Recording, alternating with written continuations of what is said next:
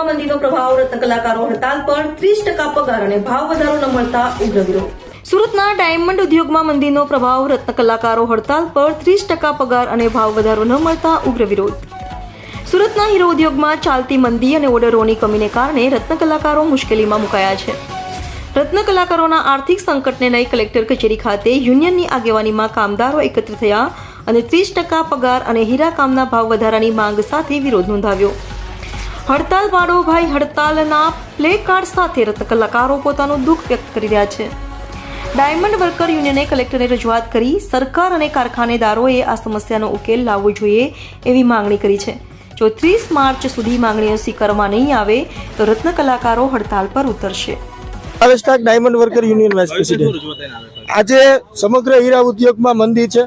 મંદીનો માર કારીગરો સહન કરી રહ્યા છે. બેરોજગારીનો દર વધી રહ્યો છે. આત્મહત્યાના બનાવો વધી રહ્યા છે. અસંખ્ય વાર ડાયમંડ વર્કર યુનિયનના માધ્યમથી રત્ન કલાકારોના પ્રશ્નોને લઈને આવેદનો અપાયા છે.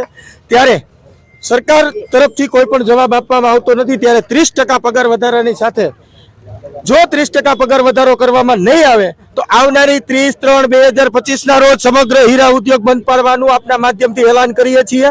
અને જો રત્ન કલાકારોની માંગણીઓને સંતોષકારક જવાબ દેવામાં નહીં આવે તો અમે ચોક્કસપણે કાયદાકીય રીતે હડતાલ ઉપર ઉતરીશું. સુરતમાં કેટલા રત્ન કલાકારો? સુરતની અંદર 7.5 લાખ રત્ન કલાકારો છે.